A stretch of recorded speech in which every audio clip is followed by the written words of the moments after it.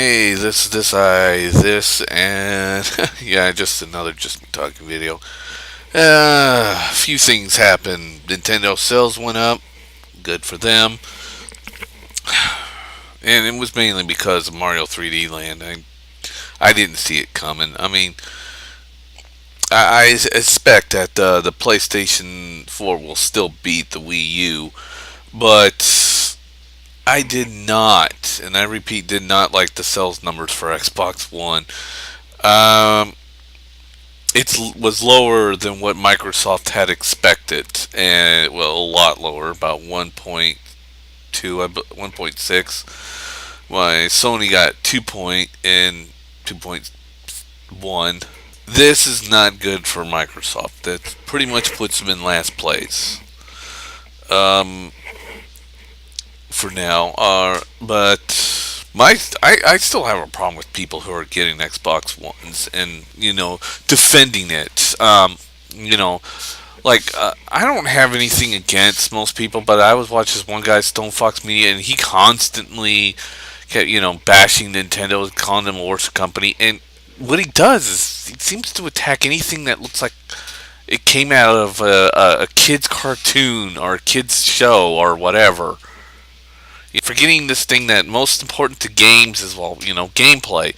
And yeah, people are butthurt over Microsoft's DRM. Yeah, they dumped it, but the fact that Microsoft has blood and guts in there doesn't mean we should just forgive Microsoft. I mean, for all their transitions and the shit that they tried to pull on us, and they're still doing that. Uh, don't forget. I mean, it started out with Adam Oates saying, "Deal with it," and then it went on to, Don Matrix saying, "If you don't want an Xbox One, if you don't have online, don't get an Xbox One. Just get a 360." And by the way, Microsoft's still selling those Xbox Ones that will not work until you get that update. I mean, even if you have no internet and everyone in your neighborhood has no internet, you're pretty much fucked. You just bought a brick. And then, with the whole microtransactions, and yes, I know that the new Gran Turismo's microtransactions was twice as worse. But Microsoft, when they were, defending the microtransactions in their new Forza 5 series, they basically said, don't like it, don't buy it. And it's not just that, it's just Forza 5 has less tracks than Forza 4, apparently. I never really played the Forza series, but I did pay attention to what everybody was saying. It has less tracks than Forza 4 and has less cars. So even now, Microsoft's basically just doing the good old PR of telling their customers to go fuck off. And their customers are throwing their wallets out and giving Microsoft more money. Apparently, they're like that one girl in the Twilight series. The one who fell in love with the vampire, who is basically the stereotypical battering boyfriend, and the girl who just can't get enough of being abused verbally. Which tells to me that Microsoft will bring back the DRM shit that they brought back, mainly. Uh, Mainly because the people have proven, the customers have proven, that they like how Microsoft basically just breaks in their house and just repeatedly beats them in the face and constantly insults them over and over and over. Yeah, their sales are lower, but eventually it'll probably go past the Wii U, which I don't think it should. And for all the bullshit that Microsoft has pulled, I think they should suffer for a while. But also, Xbox has left out features in their Xbox One that both even the Wii U and the PS4 has. They both have better friends list than the Xbox One.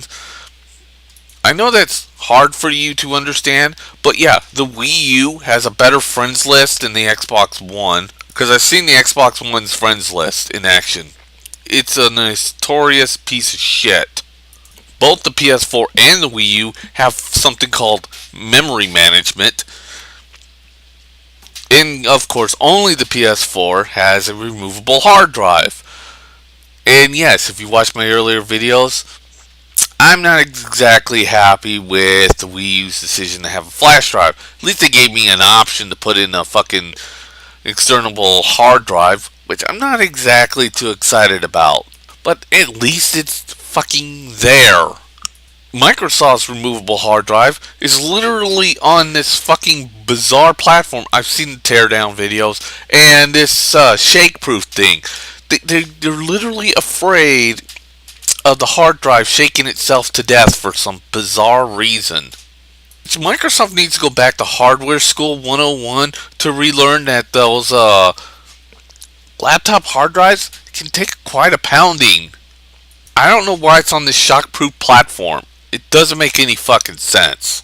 And it's right above where you see those connectors in the back, the HDMI in and out and all that. It's literally right above that. The placing makes no sense. The shock absorbers don't make any sense. I can't figure out what the fuck they're doing. And not having memory management. And they won't have external hard drive support until 2014, which even makes even lesser sense. So you're not going to know how much hard drive space you're taking up. And then they say it's all going to go to the cloud, which is a beyond bullshit. And of course, their placement of their profilers is just doesn't make any sense. Now, there is a possibility what they said about the controllers disconnecting every once in a while on Xbox One may be true, and I kind of believe that because they are using an old Wi-Fi signal or Wi-Fi direct signal, which can be interfered with, unlike Bluetooth. And yeah, Bluetooth is a little bit more reliable than Wi-Fi. Wi-Fi, you can interfere with those signals if you're not done correctly. And that's probably what's happening with the disconnections of their controllers. This also happened with the 360, even though most people like to ignore it and say that it never did. All you need is a good radio, tune it to the right station. Well, what I meant by a radio, but like a CB radio, not an actual radio, but a good CB radio. Turn it to the right station or the right frequency, and bammo, you just disconnected their controllers or fucked up their games. And the whole bricking of the Xbox One mess. See, here's the thing. This is the parts they're not telling you. The first half of the instructions are basically how to open up the dev kit model. And this is possible because Microsoft says you could turn all the Xbox Ones, no matter what Xbox One it is, into a dev kit, which is good, but it comes with some problems. Mainly the last part of it. You know, you go into the settings menu, you set in a certain type of functions on your controller, and then you have to put in a URL provided from Microsoft to let you open up your console into a dev kit mode. And yes, I'm well aware they're all saying that this will play 360 game, which is impossible because the PlayStation 3 had two different lasers, one for DVD and one for Blu-ray. And in the PS4, they removed the Blu-ray laser, so it can only do. I mean the DVD laser, so it can only play Blu-ray. And in the Xbox One, they just didn't put in the DVD laser; they just put in the Blu-ray, straight up Blu-ray. The only console this generation, and yeah, I still believe it's this generation for this console, is the Wii U. The Wii U still has both the DVD and the Blu-ray lasers because their discs are in both Blu-ray for the Wii U and DVD for the Wii, and they just use some special encoder shit that's on the discs, some form of DRM. You can see it on the back of all Nintendo discs, starting with the GameCube all the way up to the Wii U. And as opinion goes, the Nintendo's DRM shit was not as restrictive as, say, the Xbox One's DRM if it had gone through. But anyways, back to what I was saying. It's impossible for the Xbox One to play Xbox 360 games. And once you get it into this dev kit starting mode, you have to put in an authorized Microsoft, URL. All that happened was that somebody out there found a URL that just basically tells your Xbox One to basically brick after you put it into the starting mode for dev kit mode. And that's all that they did. Then they just put up a bullshit flyer and say, hey, you get to play Xbox 360 games by doing this. Bullshit. But I loved how the articles kept coming up there and saying, it's a hack. No, it's not. It's just Microsoft allowed those Xbox Ones to be turned into dev kits. Why, PlayStation 4 and both Nintendo and Sony give you different types of dev kits and different type of hardware. But yeah, it's pretty much a mess.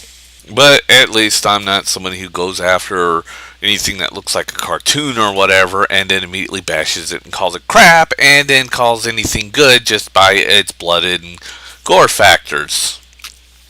Or using a chainsaw gun to split somebody in half. I'm not demented. I go and watch movies to see if they're good, even if it's something like Wall-E. It's a good movie, good story. Or even the movie Up. Good movie, good story. And I play my video games just because, on good gameplay factors. I don't whip my dick out when I hear that there's going to be nothing but violence and gore out and then start masturbating to it when I hear that it's just going to be nothing more than just a violent, bludgeoned mess. I'm really sick of that. And I got a PS4 now. I love the console. It's a good console. And I got my Wii U and I like it too. And also I got a 1 terabyte hard drive coming in later on. But that's all I have, and I'll talk to you later. And I'll try to make some videos on me and the hard drive replacement. And I got a more than 1 gig USB stick. And hopefully in the future I'll be able to replace this piece of shit TV. I don't want a giant screen TV. I just want a normal sized fucking television set. Because I don't masturbate to high resolution or giant fucking pixels. And the reason why I gotta replace this TV is that it blanks out when I put in Blu-ray disc and stuff like that, or Blu-ray movies and shit like that, which it shouldn't do. And yes, I tested it on another TV set and it worked fine. Well, that's it. See you later. Bye. See ya.